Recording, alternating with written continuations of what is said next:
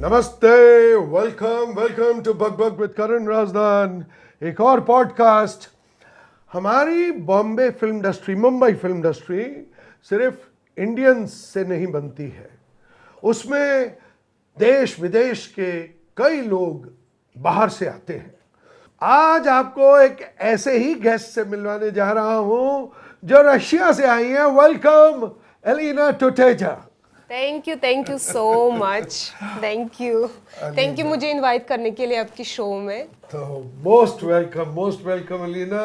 और कमाल की बात तो ये है कि अलीना रशियन ही नहीं बल्कि हिंदी भी कमाल की बोलती है। मेरा एक शो जो कि आने वाला है, शिवतंत्र, उसमें अलीना ने एक रूसी लड़की की डबिंग की और उसने रशियन में डबिंग की, और जब मुझसे बात किया करती थी तो हिंदी में बात कर रही थी। लेकिन डबिंग तो मेरा ख्याल है अलीना का पेशा नहीं है, वो तो सिर्फ दोस्त के तौर पे उसने कर दी। ये एक्ट्रेस है अलीना। हम जानना चाहेंगे आपकी जर्नी के बारे में। क्या देख लिया था रशिया में आपने? बॉम्बे फिल्म इंडस्ट्री की कौन सी फिल्म देख ली थी जिसके करके आप रशिया से इंडिया शिफ्ट हो गई? कौन सी पहली फिल्म थी वो तो याद नहीं है, क्योंकि बचपन से मेरे मम्मी पापा देख रहे थे, तो इंडियन म्यूजिक जब भी चलता था मेरे अंदर कुछ हो जाता था, मैं डांस करना शुरू कर देती थी। आई डोंट नो, मेरे पेरेंट्स भी और सारे रिलेटिव्स भी कहते कि शायद गलती से तुम रशिया में पैदा हुई या मे भी पिछली जन्म का कुछ रिश्ता है। सो या बट जब थोड़ा सा होश संभाला, मतलब I guess I was like around 10 years, जब मैंने देखी डांस तो मिथुन दास से प्यार हो गया। और उसके बाद जो थोड़ा प्यार था वो बहुत ही ज़्यादा हो गया, मतलब ऐसे कि मेरे पेरेंट्स भी परेशान हो गए कि क्या पूरा दिन ये डांस के गाने चलते हैं। सो डेफिनेटली देन मिथुन दा की मैंने सारी मूवीज़ देखी, जो भी अवेलेबल थी सारी की सारी देखी। और ऑब्वियसली डिस्को डांसर, जो पूरे देश में, हमारे देश में सबसे फेमस इंडियन मूवी है, जो मतलब लोग नहीं देखते बॉलीवुड, उनको भी जिमी आजा आजा पता है। एक्चुअली एक चीज बताओ, रशिया में भी जो भी इंडियंस हैं मोस्टली रशियन लोग देख के कहते हैं ओ मिथुन चक्रवर्ती। मुझे याद है कि जब डिस्को डांसर इतनी बड़ी हिट हो गई थी रशिया में, ओमपुरी साहब वो मेरे मैनेजर बने थे उस फिल्म में, और मेरी तो पहली फिल्म थी। तो मुझे पुरी साहब ने कहा था कि भैया तू कभी रशिया मत जाना, नोच लेंगे तुझे। इतनी बड़ी हिट है, और हुआ इतना बड़ा हिट है वहाँ। यहाँ भी लोग अक्सर मुझे जब देखा करते थे तो मुझे वो जिम्मी आजा आजा करके बुलाया करते थे। यहाँ जैसे ही आप रशिया से शिफ्ट हुई तो क्या आपने इमिजिएटली मुंबई का रुख लिया, एक्टिंग की, या कुछ और भी किया? नहीं, एक्चुअली मेरा एजुकेशन कुछ और है, और इंडियन का जो इंडिया के लिए पैशन था that was mostly for dance. मैंने कथक सीखा, और मैं रशिया में बच्चों को, इवन इंडियन बच्चों को भी बॉलीवुड डांस सिखाती थी। I used to do stage performances. Even वहाँ का जो PFU यूनिवर्सिटी है जहाँ पे बहुत सारे इंडियंस पढ़ते हैं, वहाँ पे जो भी इंडिया का डे होता था, कोई भी इंडियन कल्चरल प्रोग्राम होता था, मैं वहाँ पे पार्टिसिपेट करती थी। Even sometimes with my kids, मैं स्कूल में भी पढ़ाती थी। किसी इंडियन रियलिटी शो में पार्टिसिपेट करना था। उस टाइम DID का बहुत क्रेज था। जब मैं आई थी तो it was like on the peak. DID क्या है? DID डांस इंडिया, मिथुन दा का ही क्या बात है। तो मुझे किसी ऐसी रियलिटी शो में पार्टिसिपेट करना था, so I tried for that. Unfortunately first round selection के बाद भी आगे कुछ बना नहीं, but I made some contacts, और किसी ने पूछा कि do you want to do Indian serial, तो मैंने कहा ठीक है। मैंने थिएटर किया है रशिया में, एंड स्टेज परफॉर्मेंसेस ऑब्वियसली किया है। हिंदी ऑलरेडी उस टाइम मेरी अच्छी बन गई, because I started learning it my self. बचपन से ही मैं ट्राई कर रही थी। यस, मूवीज देख के, बचपन से मूवीज देख के, बिकॉज एज आई सेड कि डांस का बहुत शौक था, और मूवीज तो डब करके आते थे, बट सॉन्ग्स वो लाइक दिस ओनली। तो जब मैं डांस करती थी मुझे समझ में नहीं आ रहा था कि वो दो लोग क्या गा रहे थे, because obviously I had to show my expressions कैसे दिखाऊंगी जब समझ में नहीं आएगा। So I started learning Hindi. तो जब यहाँ पे आई थी 1 साल के अंदर मैंने बोलना शुरू कर दिया। तो माय फर्स्ट सीरियल वो जी टीवी पे आ रहा था, जिंदगी की महक। वो मेरा फर्स्ट सीरियल था, उसमें 2 दिन का काम था। और मुझे उसके बाद रियलाइज़ हुआ कि शायद डांस में नहीं, एक्टिंग में फोकस होना चाहिए। बिकॉज मेरा फर्स्ट डे इतना अच्छा रहा कि मतलब मुझे बिल्कुल भी ज़रा से वो टेंशन नहीं हुई, लाइक कि मैं पहली बार कैमरा को फेस कर रही हूँ या whatever. So and slowly process में आई लर्नड अ लॉट। मैं बहुत ही फास्ट लर्नर हूँ बिकॉज इट्स माय पैशन, मुझे बहुत अच्छा लग रहा है। So my journey started from there. Wonderful wonderful. देखिए, सिनेमा का क्या असर होता है, कहाँ रशिया और कहाँ इंडिया, लेकिन यहाँ की फिल्में हमारा कल्चर, हमारी भाषा, हर चीज़ लेकर 7 समंदर पार जाती हैं और उसका असर आपके सामने है। तो अलीना, फिर यहाँ आपने आके, एक फिल्म तो मैं जानता हूँ, पाव भाजी, जिसमें आपने एक्टिंग की। जी। और कौन सी फिल्म है जो कि हमारे दर्शक देख सकते हैं? मेरी फर्स्ट मूवी कहता है दिल, अभी 28 फरवरी को 3 साल हो जाएंगे। वो मूवी रिलीज हुई थिएटर में, इवन यहाँ पे मुंबई में भी। So it was my first movie. उसके बाद मुंबई स्पेशल पाव भाजी, और एक मूवी फंस गई यारो, जो हैदराबाद में रिलीज हुई थी और 1 महीने तक हाउसफुल चली। वाह! वो हिंदी में थी या हिंदी तेलुगु? मूवी नहीं, Hindi movie. Hindi movie, but जो हैदराबाद की फेमस एक्ट्रेस सलीम फेको और अजीज नसीर, उन लोग के साथ मैंने किया है। It's a very nice comedy, horror comedy, Stree type movie. Okay. अभी ओटीटी में आना बाकी है, so I am just waiting for that. और एक मूवी मेरी रिलीज होने वाली है अभी मार्च अप्रैल में, जिसका नाम है Balrampur to Bollywood. Balrampur to Bollywood. Yes, ये मूवी में ही मूवी का शूट हो रहा है। It's like it's about movie, it's about emotions, it's about Chhattisgarh, because Chhattisgarh is a beautiful state और उसको अनफॉर्चुनेटली ज़्यादा नहीं प्रमोट कर रही है। सो इट्स लाइक तो typical Bollywood drama and comedy. और आप का उसमें क्या रोल है? Heroine. Heroine. Heroine. Like I've done many lead characters, but first time मैं हीरोइन बनी हूँ। लाइक मूवी के अंदर जो शूट चल रहा है उसमें ही हीरोइन हूँ। तो पूरी मूवी में it's my first role as a heroine, like proper Bollywood heroine. आपका हमारी फिल्म इंडस्ट्री में क्या एक्सपीरियंस रहा है? अच्छे लोग भी मिले होंगे, कुछ थोड़े से टेढ़े और बुरे लोग भी मिले होंगे, वो तो हर इंडस्ट्री में होता है। आपका क्या एक्सपीरियंस रहा? थैंकफुली, फॉर्चुनेटली मेरे साथ ऐसा कोई बुरा एक्सपीरियंस नहीं हुआ, बट मे बी बिकॉज मैंने ये अलाउ नहीं किया। बट या चीटर लोग बहुत मिले, मोस्टली पैसों में बहुत लॉस हुआ। अच्छा। या स्पेशली स्टार्टिंग में जब मैं फ्रेश थी, मुझे पता नहीं था कैसे डील करना है, कि ये सब नोट करना पड़ता है, कि इनवॉइस भरना पड़ता है। तो काफ़ी लोगों ने चीट किया। इवन बालाजी के साथ भी मेरा एक्सपीरियंस हुआ, जो एक सीरियल मैंने किया है और मुझे पेमेंट नहीं मिला। या बट अदरवाइज या I would say I was lucky. यहाँ बीच में एक मी टू एक्सपीरियंस के बारे में काफ़ी चर्चा हुई।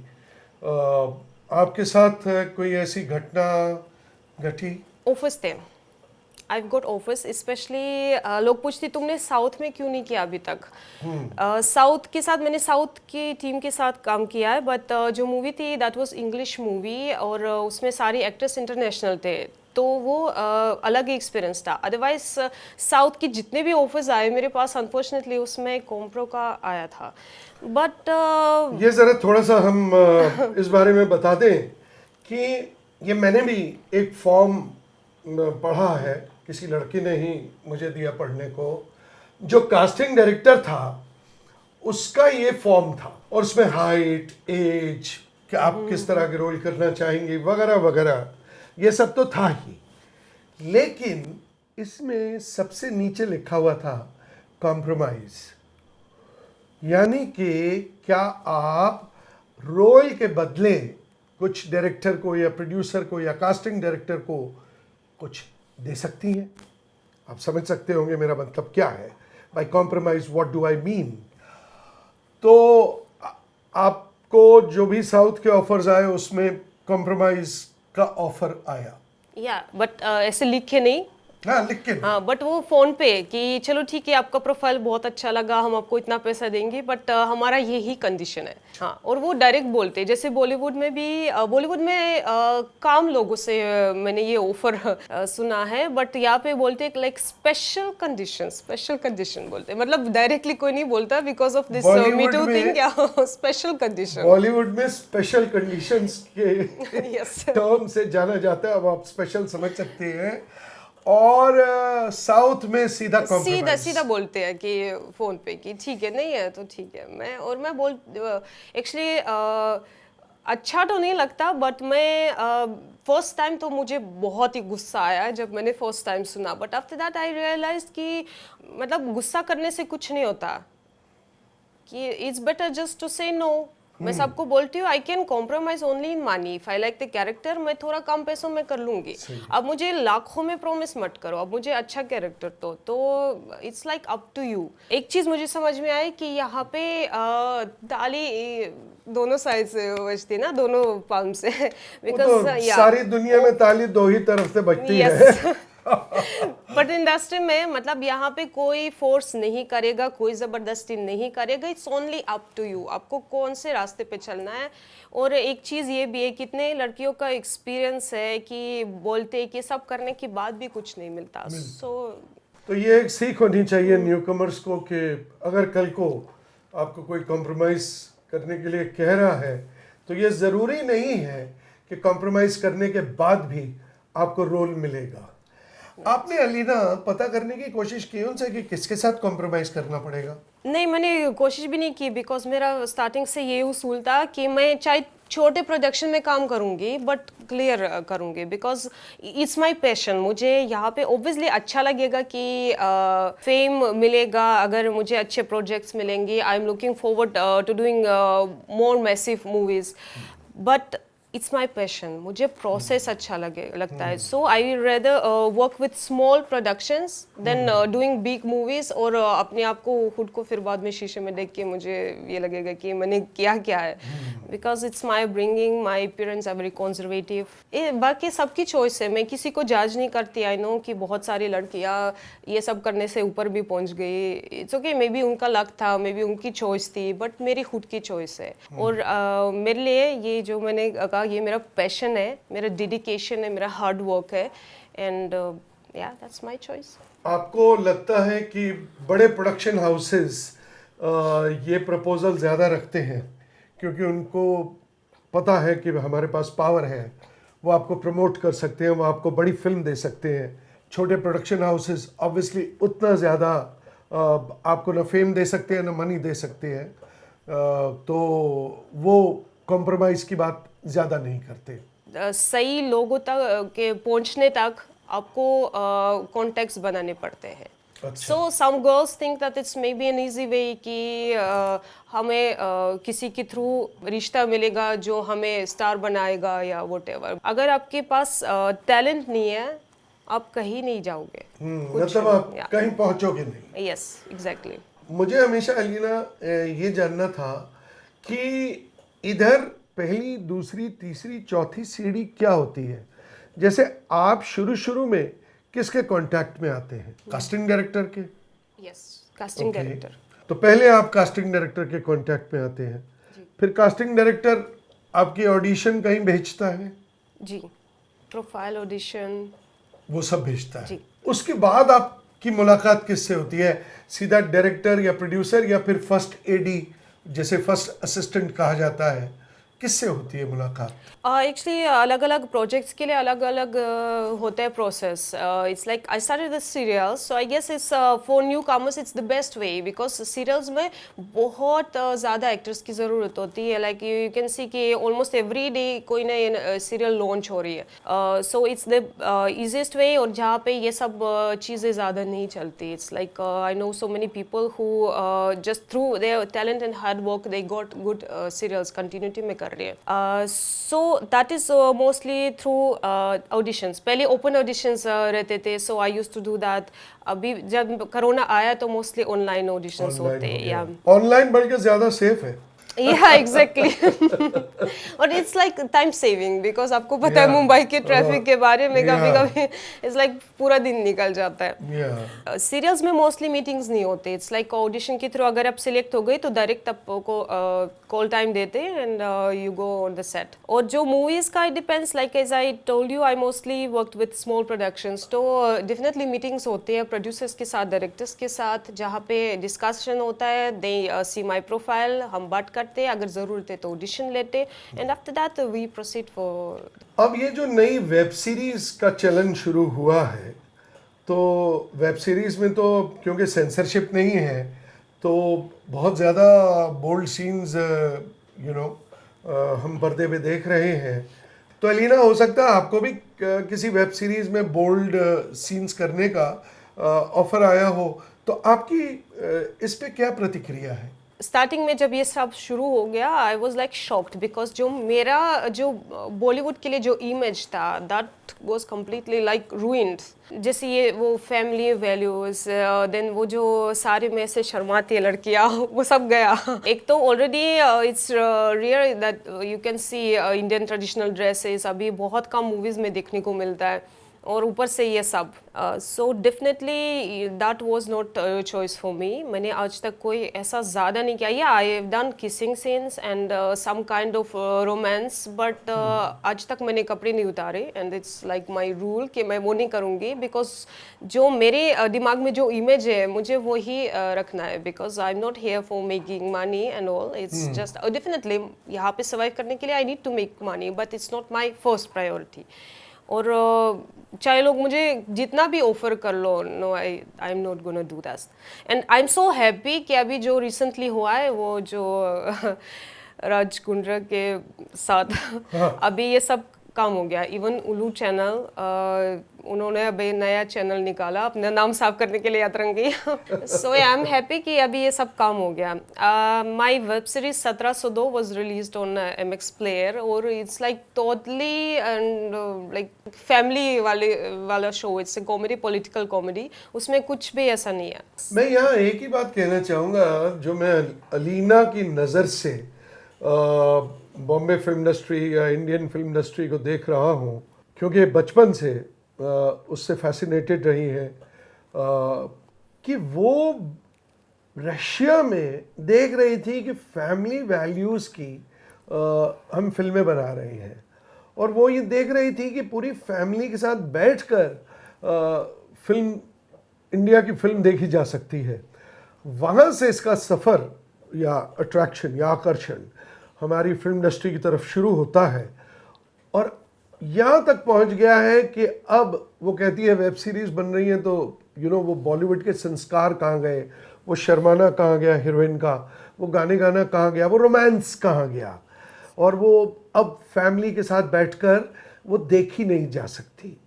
तो इस पर मुझे लगता है कि हमारे सारे चैनल्स को जो कि इंडिया में बिजनेस कर रहे हैं, इस बारे में सोचना चाहिए। देखिए, बॉलीवुड तो आज भी इतना मशहूर है कि 500, 600, 700 करोड़ रुपए की या 1000 करोड़ का बिजनेस होता है। इसका मतलब है कि जो हमारी RRR बन रही है, जिसमें फैमिली वैल्यूज़ हैं, जिसमें कि राष्ट्रवाद है, उसके मुकाबले जो बाकी चैनल्स, वेब चैनल्स हैं, ये जो बिजनेस कर रहे हैं वो तो कुछ भी नहीं है। इसका मतलब है कि फैमिली वैल्यूज़ अब भी चल रही हैं, अब भी राष्ट्रवाद, जो नेशनलिज्म है, पेट्रियोटिज्म है, वो अब भी चल रहा है। तो इस पर मुझे लगता है कि लीना, तुमने मुझे ही नहीं बल्कि सारे लोगों को जो हमारे ये पॉडकास्ट देख रहे हैं या सुन रहे हैं, उन सबको सोचने पे मजबूर कर दिया। ये कमाल का पॉइंट तुम लाई हो Alina. Thank you so much. By the way, आपने RRR की बात करी, मेरे रोंगटे खड़े हो गए। It's such a wonderful movie. Seriously मुझे लगता है कि अभी साउथ की मूवीज़ इसलिए ज़्यादा चल रही है बिकॉज उसमें वो अभी भी अपना कल्चर नहीं छोड़ रहे हैं, अभी भी दिखा रहे हैं। सो या बॉलीवुड, हम ये लोग हॉलीवुड क्यों बना रही है? हॉलीवुड अलग है, बॉलीवुड अलग है। राशि में कितने हज़ारों लोग फॉलो करते हैं, कितने हज़ारों लोग प्यार करते हैं, तो क्यों करते हैं? Because it's different. हॉलीवुड से बिल्कुल अलग था, तो वो मुझे लगता है मिक्स नहीं करना चाहिए। अलीना, एक आखिरी सवाल तुमसे ये पूछूंगा कि कभी ऐसा तो नहीं हुआ कि किसी ने तुम्हें ऑफिस में बुलाया और फिर ज़बरदस्ती तुम्हें छूने की कोशिश की, या जिस तरह कॉम्प्रोमाइज़ का तो चलो फ़ोन पे बात हो गई, लेकिन कोई अपनी हद पार कर गया हो, नाम तो हम चाहते नहीं है इस पॉडकास्ट में, बट क्या ऐसा कोई हादसा या वाक़या हुआ हो जिससे कि आगे आने वाली जो लड़कियां हैं वो थोड़ी सी अलर्ट रह सकें? कोशिश ही की, स्पेशली स्टार्टिंग में, जब वो मैं बोल रही हूँ, मुझे पता नहीं था, कुछ लोग होटल में मीटिंग कराते थे एंड डेफिनेटली आई थॉट कि चलो ठीक है, ऐसा कुछ नहीं होता, ज़बरदस्ती कोई नहीं करेगा, एज आई सेड कि nobody will force you, but थोड़ा हाथ इधर उधर लगाने की कोशिश कर रहे थे लोग, but again it's up to you कि अगर आपको अच्छा नहीं लगेगा तो आप उठ के चले जाओ। एंड इवन अभी जो आपने सवाल किया कि बोल्ड सीन्स वगैरह, मुझे ऑफर्स बहुत आते हैं, first of all because I am a foreigner, सबको लगता है फॉरनर कपड़े उतारेंगे वो नाचेंगे नंगे या जो भी है वो, एंड अनफॉर्चुनेटली फॉरेन लड़कियां करते हैं। इवन फॉर लाइक मैं कहती हूँ कि मैं अपना लिमिट थोड़ा क्रॉस करने को तैयार हूँ if it's a lead role, अगर मतलब कि जैसे ये शी वेब सीरीज़ आई, अमेजिंग वेब सीरीज़, तो अगर ऐसा कुछ रोल मिलेगा जिसकी रिक्वायरमेंट हो then maybe I will cross my limit, but जब लड़कियाँ एक ही सीन के लिए, एक ही दिन के लिए विदाउट डायलॉग अपने कपड़े उतारते हैं, ये ही तो लड़कियां जो हमारा दूसरे फॉरेन लड़कियों का इमेज खराब कर रही है। And because of my looks also I look glamorous, even in my Mumbai special pav bhaji I was like totally in glamorous clothes and all. मेरे साथ ऐसा भी हुआ कि स्टार्टिंग में मैं एक डिजिटल एड कर रही थी, so when they selected me by photos and profile, but वहाँ पे जब मैं पहुँच गई, they were like I was supposed to play a nanny, like थोड़ी रूडली वो बच्चे के साथ बिहेव कर रही है, सो दे सो मे लेवल कि नैनी कहाँ से लग रही है, पूरा मेकअप उतार दे मेरा, कहते फिर भी नहीं है, फिर भी ग्लैमरस लग रही है। So people think if I look glamorous I am like vivacious and all, so I have to do bold, I have to do all this stupid thing, but again it's up to me. And yeah, I've done different characters, even like psycho killer, glamorous girl, even अभी प्यार तूने क्या किया का मेरा एक episode आया जिसमें मैंने एक माँ का रोल किया। She is a young mother, she has a daughter who has a disease, और वो पूरे एकदम सोबर मतलब लड़की है जो पूरा टाइम रोते रहते हैं। So it's like totally opposite of Ruby character which I have done, like for example in Mumbai special pav bhaji. जब आप किसिंग सीन्स कर रहे होते हैं, क्या उस वक्त झिझक होती है आपको कि पूरा यूनिट खड़ा है, या क्या डायरेक्टर उस वक्त जितने लोग चाहिए उतने ही रखते हैं और बाकियों को बाहर भेज देते हैं? या मोस्टली ऐसा होता है जब कोई सेंशुअल सीन है या रोमांटिक सीन है तो मोस्टली पूरा यूनिट नहीं रहता। When I am in front of the camera I am not Elina, मुझे कोई फर्क नहीं पड़ता कि कौन खड़ा है, या फिर 10 बंदे खड़े, 50 बंदे खड़े। Even I have done one scene in southern India, there was we were shooting in Lucknow, जहाँ पे रेलवे स्टेशन है, इतने सारे लोग थे, वटेवर जो भी भीड़ थी वो सब नेचुरल थी, और भीड़ के बीच में मैंने स्पीच किया। सो या I don't care actually. Wonderful. देखिए अलीना कितनी डेडिकेटेड एक्ट्रेस है, और इसने जिस तरह खुद को कंडक्ट किया है इस इंडस्ट्री में आके, मुझे लगता है वाकई काबिल तारीफ है। Thank you so much. बहुत काबिल तारीफ है, और मैं चाहूँगा कि इसकी फिल्में चलें, इसकी फिल्में खूब चलें। और अब हम उस सेक्शन पर आते हैं अपने पॉडकास्ट में जहाँ के मुझे गुस्सा आता है। अलीना, मुझे कुछ बातों पर गुस्सा ज़रूर आता है। हंसने की तो बात नहीं है, ये बहुत गंभीर बात है। इस दुनिया में क्यों इंसान इंसान पे वार करता है, जंग करता है? अरे वैसे ही तकलीफें क्या कम है इस दुनिया में अलीना? तो फिर ये रूस और यूक्रेन की जो जंग है ये क्यों है? कितनी तकलीफ हो रही है इंसानों को, इंसान मर रहे हैं, इंसान किस तरह जी रहे हैं, किस तरह खा पी रहे हैं। और फिर इतनी सर्दी में मैंने देखा, अब तो 1 साल ख़त्म हो गया है उस वॉर का, फरवरी में, तो मैंने देखा कि किस हालात में जी रहे हैं। तुम रशिया की हो अलीना, मैं तुमसे पूछना चाहता हूँ कि तुम्हारी क्या राय है इस जंग को लेकर? Well, actually, I am against any war. तो मैं इस टॉपिक पे ज़्यादा डिस्कस क्यों नहीं करती, because see I am from Russia, definitely मैं अपनी कंट्री को सपोर्ट करूँगी, बट क्योंकि वॉर में इंसान नहीं रहता, तो मैं नहीं कह सकती कि रशिया बुरा है कि यूक्रेन बुरा है। वहाँ पे लोग मर रहे हैं जिनको पॉलिटिक्स से कोई लेना देना नहीं है, तो दिस इज़ वेरी रॉन्ग। और हम कभी बहुत पुराने ज़माने में अब एक ही कंट्री हुआ करते थे, तो हमारी भाई बहन है, चाहे वो अभी नहीं मानते, पर हम रशियन फिर भी अभी उनको यही बोलते हैं कि हम लोग एक ही है, तो फिर वो ये सब हेट्रेड क्यों है? डेफिनेटली यूक्रेन में लोग ज़्यादा सफ़र कर रहे हैं, बट रशिया में भी लोग बहुत सफ़र कर रहे हैं, और चाहे वो दूसरी तरीके से। एंड इवन बीइंग रशियन, मेरे साथ भी ऐसा रिसेंटली हुआ है कि somebody told me कि client doesn't want you because you're Russian। मतलब ये जो पूरी वर्ल्ड में अभी रशियन के खिलाफ, रशियन के अगेंस्ट लोग बोल रही है, ये दैट्स नॉट फेयर। हमने ये सब नहीं डिसाइड किया। अब किसी भी इंसान से जो भी रशिया में रहते या रशिया के बाहर रहते, आप पूछोगे कि आप क्या मतलब सपोर्ट करते हैं जो भी, आई डाउट कि 99% लोग they don't support any war. मैं अपने गवर्नमेंट के खिलाफ भी नहीं हूँ, बट सपोर्ट भी नहीं कर सकती, because I want piece only. मैं चाहती हूँ कि सब लोग सही सलामत रहे, कि कोई मर ना जाए, कि हमारे भी रशियन सोल्जर्स कितने मर रहे हैं। सही है। इवन मेरी फ्रेंड का बेटा भी इतना ज़्यादा ज़ख्म हुआ है, he recently recovered thank God, but अभी भी उसकी माँ को इतना मतलब डर है कि उसको वापस ना भेजे। Definitely we are losing our sons, brothers, that's not good. मैं बस ये प्रे करती हूँ कि ये जल्द से जल्द ख़त्म हो जाए। वाकई अगर दुआ मांगनी है किसी बात की, तो आज यही दुआ मांगे कि दुनिया में से जंग जो है वो ख़त्म हो जाए। वो चाहे कहीं भी चल रही है, चाहे खुल के चल रही है, चाहे छुप के चल रही है, मगर वो ख़त्म हो जाए, अमन और शांति रहे इस दुनिया में। और अब हम आते हैं इस पॉडकास्ट के आखिरी मुकाम पर, चचा जान की शायरी पर। मेरे चचा जान हैं, वो बहुत ही कमाल का लिखते हैं, और हम हर पॉडकास्ट उनकी शेर व शायरी या नज़्म या गज़ल से ख़त्म करते हैं। तो पेश है, ऐसी ही दुनिया है तो फिर जीकर भी क्या करना है।